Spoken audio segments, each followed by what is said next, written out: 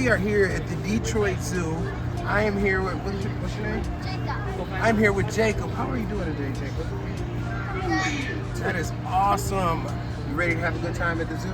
Yes. Are you going to do the scavenger hunt? Yes. Awesome. All right, so I'm going to ask you, why is it good for people to call Miss Dig 811? You know what's underground? Excellent. He knows a lot of stuff. And what number do you dial to reach Miss Dig 811? 811. Excellent. Thank you so much, Jacob. Good job.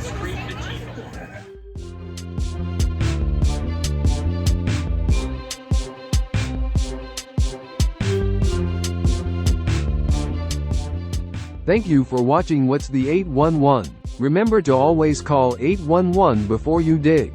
Safety is in your hands. Every dig, every time.